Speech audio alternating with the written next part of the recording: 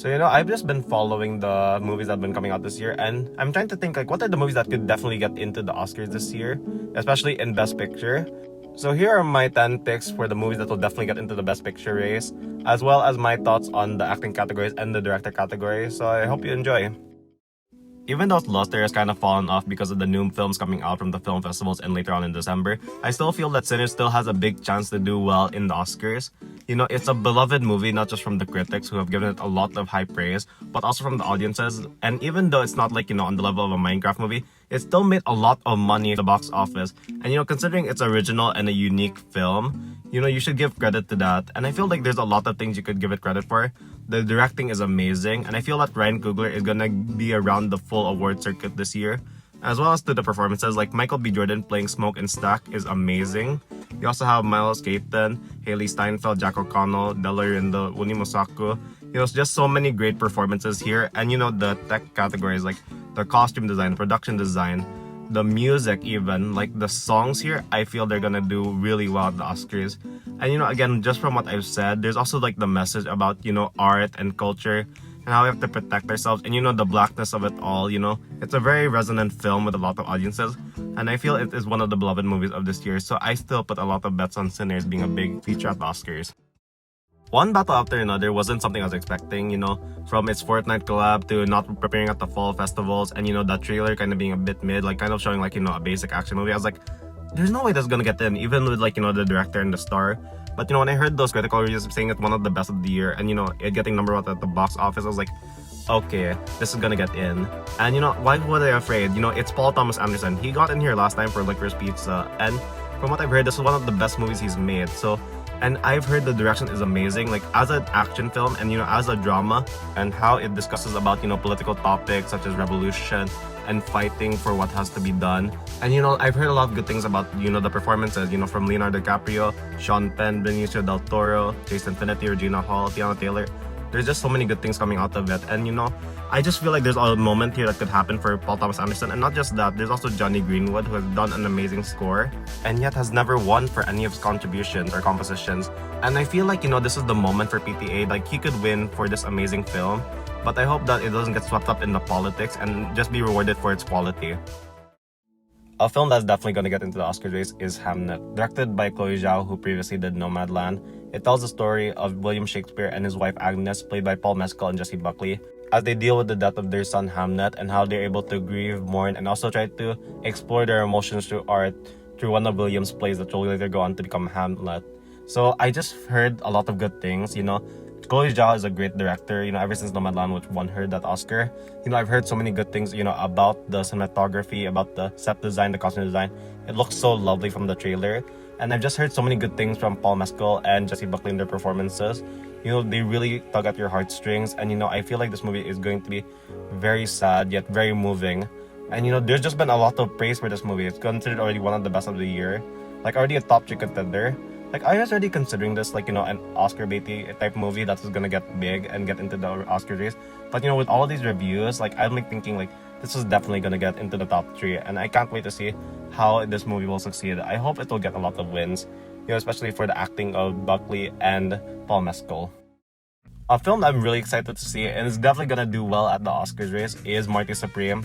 Coming from one half of the Safdie brothers, just from the trailer, I could just tell that Josh Safdie is giving his all in telling the story about this ping pong player named Marty, played by Timothée Chalamet, who's trying to rise up the ranks in New York. And just from what I've seen, it looks amazing. And just coming out from the New York Film Festival, I just heard so many good things about it.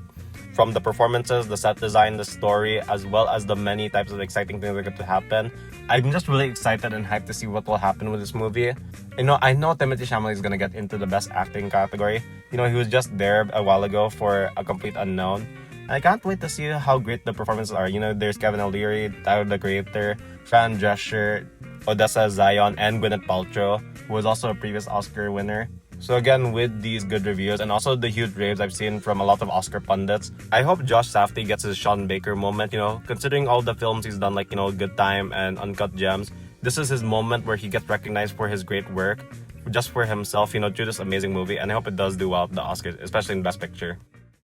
So we've been talking about a lot of original films getting to the Oscars, but what about the sequels that have been coming out? So There's only really two that I think will really get in for the Best Picture race, and here's my first one. It's Avatar: Fire and Ash.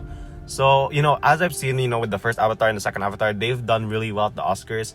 So I'm not gonna be surprised if they'll come back here again with this third one. We've got James Cameron here again, and I feel like the visual effects and the design is all gonna be amazing again. And considering her win this year, I think Zoe Saldana is gonna have a huge edge in bringing this movie forward. And I think there's gonna be still a lot of love for this movie. People like to make jokes about Avatar franchise, it's not one of the biggest ones, but honestly, it's still beloved. I still feel this is gonna be a huge box office smash, so that's really gonna help its awards attention. So really, what else can I say about Avatar: Fire and Ash? It's gonna be big at the box office. It's still gonna have amazing visual effects. I think it's still gonna be beloved by critics and audiences alike. And the other obvious sequel we have here is Wicked for Good. And we've already seen this year that Wicked has been one of the biggest successes at the Oscars. It won production and costume design. And I do feel that Ariana Grande was second for Best Supporting Actress.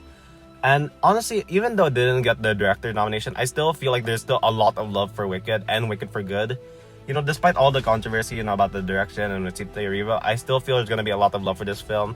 People have been kind of saying, the second act of Wicked is bad, but from what I've seen in the trailer, it's gonna be bigger and I think even better. I think it's gonna involve a lot more from Jonathan Bailey and Ariana Grande in their songs as well as in their performance. And I feel like the story itself is gonna be a lot more dense, talk a lot more about, the fight for Oz, as well as, the complex relationship between Elphaba and Glinda. So I can't wait to see it, and again, it's going to be a huge box office smash, so that will be a big help, and it'll probably also dominate again the tech categories. So it's gonna really fight with Avatar and Sinners there. So yeah, there's a lot of benefits to Wicked for now. I can't even see what's going to stop it.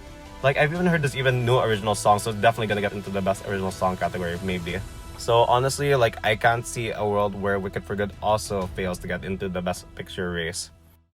So this is our first Cannes film we're going to talk about. So Sentimental Value. So this didn't win the Palme d'Or, I'll get to that later. But this did win at the Grand Prix, and this was the most celebrated movie there at the festival, gaining the biggest standing ovation. And to no surprise, because it's one of the most beloved.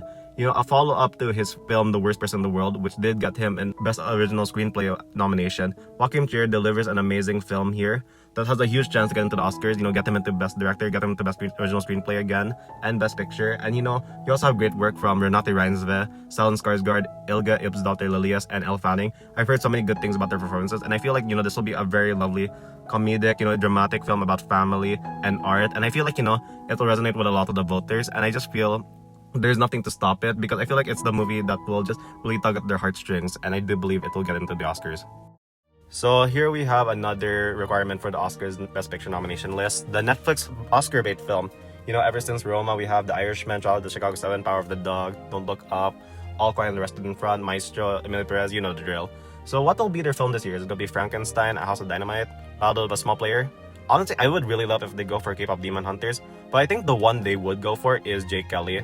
Directed by Noah Baumbach, who previously did Marriage Story, and also wrote the screenplay for Barbie and many others. Here he comes with a film starring George Clooney about an aging actor who's going to Europe to actually go to a film festival that is recognizing him for his career.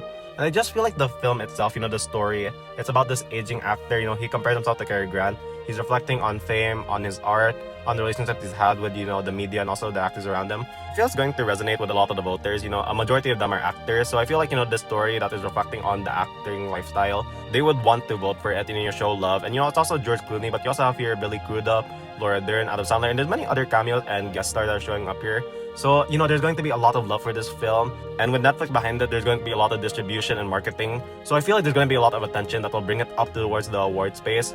But I guess the only issue I have with it is that a lot of the reviews are kind of mixed. It's not on the level of Marriage Story, which at least had a lot of critical acclaim behind it. So it's kind of a lot of mixed reviews right now. But honestly, I can't see a future where Jake Kelly is not going to be on the Oscar Best Picture nominee list.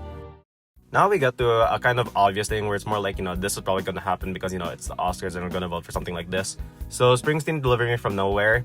So, it's, a biopic performance with a musician, Bob Dylan, Freddie Mercury, and now we have the boss himself, Bruce Springsteen. And, this is America. They love their American stars. And we have here Jeremy Allen White playing the boss himself. We also have Jeremy Strong, back from The Apprentice, playing John Landau. And we also have Stephen Graham, fresh off Adolescence, playing Bruce Springsteen's father. And the trailer kind of gives you the vibe, this is not your normal music biopic, you're not following his journey, but we're kind of seeing him create one of his landmark, critically acclaimed albums. I guess my issue is that, I've been able to see, a lot of the film festival reviews, and it's kind of low, even lower than you expect for, like, even compared to Complete Unknown, it's actually kind of low. So I was, like, thinking, like, this won't get in, but, like, at the same time, like, it kind of rings the bells for the type of Oscar bait movies that they love to nominate in Best Picture.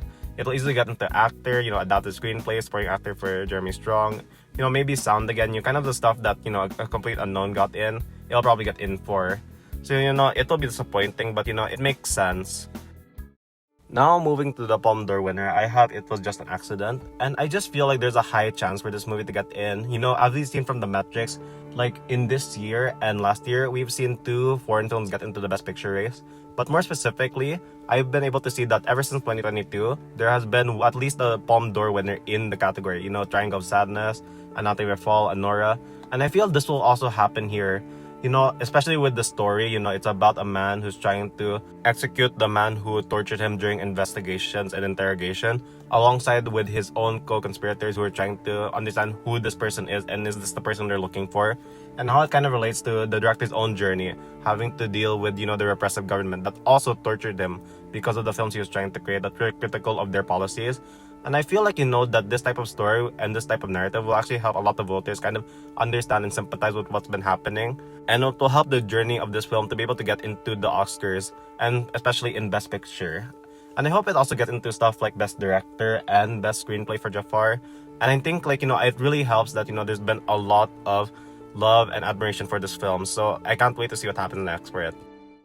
So here are some other films that I think are kind of buzzing around there. Like, if one could be taken out, it could probably get in. There's Begonia, that was made by Yorgos Lanthimos. It also stars Emma Stone. It's a remake of Save the Green Planet, a 2003 South Korean film. It's been getting a lot of good reviews, especially for the performances of Stone and Jesse Plemons. But my issue is that, the attention to this film, isn't on the high of something like, Poor Things or The Favorite. I'm just worried it'll kind of get lost in the shuffle, like maybe get into the Globes or in Critics' Choice.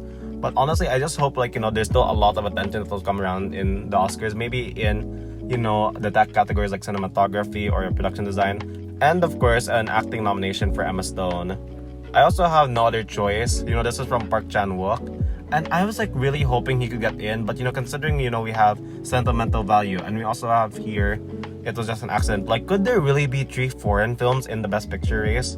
And, like, I don't know, but, like, this is a movie I've been also hearing a lot of good things about.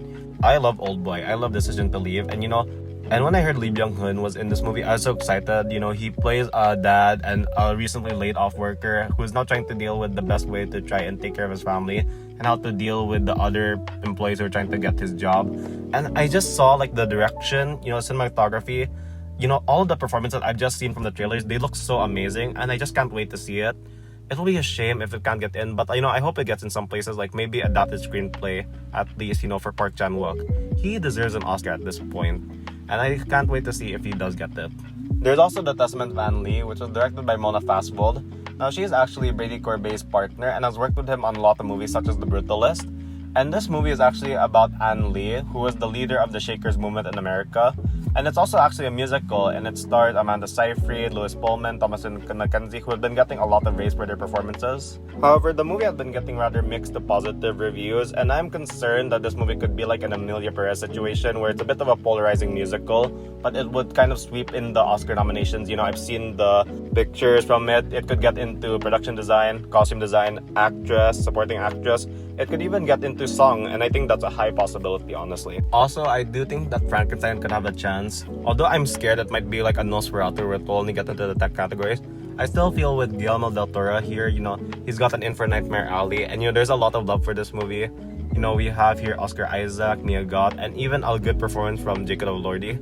I feel like there will be a lot of love for this movie, and if Netflix decides to go for this over Jake Kelly, I can't wait to see how successful it will be, and I hope it does, because we do need that horror representation more in the Oscar race. So now I'm also going to discuss my own choices for director and the acting categories in this race. So my picks for Best Actor are Timothée Chalamet for Marty Supreme, Leonardo DiCaprio for One Battle After Another, Jeremy Allen White for Springsteen Deliver Me From Nowhere, Michael B. Jordan for Sinners, and George Clooney for Jay Kelly. So my picks for Best Actress are Jessie Buckley for Hamnet, Cynthia Erivo for Wicked for Good, Renate Reinsve for Sentimental Value, Amanda Seyfried for The Testament of Anne, and Emma Stone for Begonia. My picks for supporting actor are Stellan Skarsgård for Sentimental Value, Sean Penn for One Battle After Another, Paul Mescal for Hamnet, Adam Sandler for Jake Kelly, and Miles Caton for Sinners. My picks for supporting actress are Ariana Grande for Wicked for Good, Inga Ibsdottir Lilias for Sentimental Value, Elle Fanning for Sentimental Value again, Tiana Taylor for One Battle After Another, and Amy Madigan for Weapons. So my picks for Best Director are Ryan Coogler for Sinners, Paul Thomas Anderson for One Battle After Another, Chloe Zhao for Hamnet, Joaquin Trier for Sentimental Value, and Jafar Panahi for It Was Just an Accident.